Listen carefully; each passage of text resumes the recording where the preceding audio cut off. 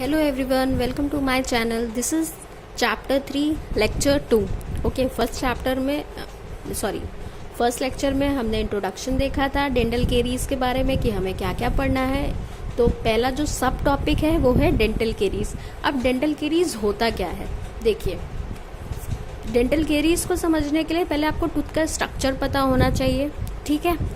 Outer most this here is called enamel. सबसे बाहर वाला जो पोर्शन होता है जो हमें विजिबल होता है दैट इज इनामल. ठीक.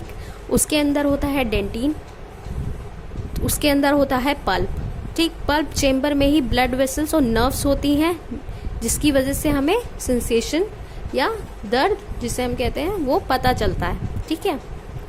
तो इस पोर्शन को हम कहते हैं क्राउन, बीच वाले पोर्शन को हम कहते हैं नेक और ये रूट है. ठीक है. अब डेंटल केरीज होता क्या है, डेंटल केरीज की डेफिनेशन ये आपको हमेशा याद रखनी है. ये सब जगह यही डेफिनेशन यूज होती है. ठीक है. इट इज़ एन इरिवर्सिबल, ठीक, which can not be reversed. ठीक. इरिवर्सिबल. ओके. प्रोग्रेसिव यानी धीरे धीरे प्रोग्रेस करती है. Microbial, it is caused by microbes. Okay. Disease of the calcified tissues. Okay. This calcified tissues of the tooth caused by कैसे होगा, demineralisation हो रहा है किसका, इनऑर्गेनिक पोर्शन जो है टूथ का. ठीक है. ये याद रखना है आपको, डीमिनरलाइजेशन हो रहा है inorganic portion of tooth and destruction हो रहा है ऑर्गेनिक सब्सटेंस. ठीक है.